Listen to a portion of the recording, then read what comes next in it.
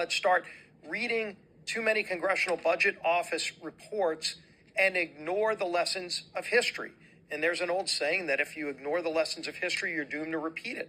But I think it's important to go down that road of history and go back to 2017. You don't need to go back that far to see how wrong the CBO has been when it comes time to make prognostications on economic growth. They've always been wrong, and they've always ignored what tax cuts will do to grow the American economy.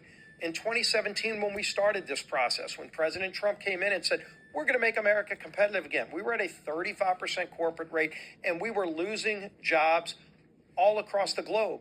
Every month, you'd see a great American company move to a foreign country, and they would take the jobs along with them. Millions of jobs were leaving America. They were called inversions. You don't maybe know that term as well anymore because we haven't had an inversion since we passed TCJA in 2017. But if you go back, look at what CBO said about that bill. They said it would cost a decrease in revenue to the tune of $1.5 trillion. $1.5 trillion.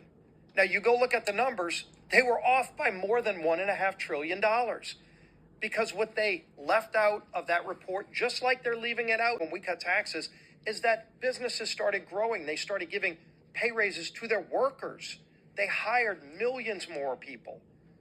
Unemployment went virtually to zero. Inflation dropped dramatically. People had more money in their pockets because wages were up. And all of those things produced more money for the American Treasury. It all happened, and yet CBO failed to recognize that. And they're making the same mistake again. And anybody who repeats CBO's analysis is also making those same mistakes. If you ignore the growth that will come with keeping tax rates low, with helping businesses invest more in their workers, giving pay raises, putting more money in the pockets of waiters and waitresses, overtime workers not having to pay taxes on overtime, bonus depreciation, immediate expensing, all the things that will generate economic growth and ultimately put more money in the pockets of workers and send more money up to the federal treasury here in Washington. CBO missed all of that in 2017, and they're missing it again this time. That's the only way they come to a conclusion that it would increase the deficit.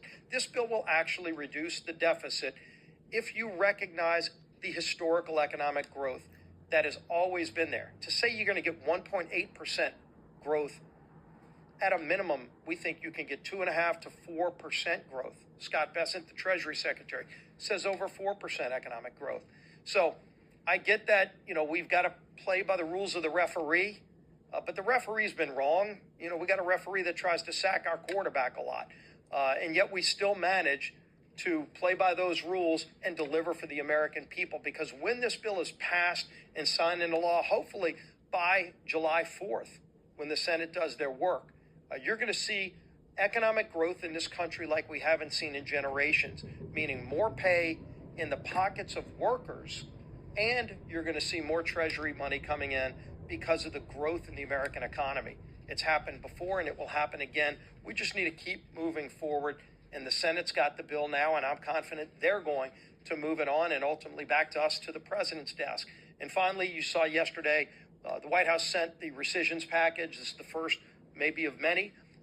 We are now putting that in bill format. We'll file that bill hopefully by tomorrow and then bring it up to the floor quickly and get rid of more waste, fraud, and abuse in the federal government.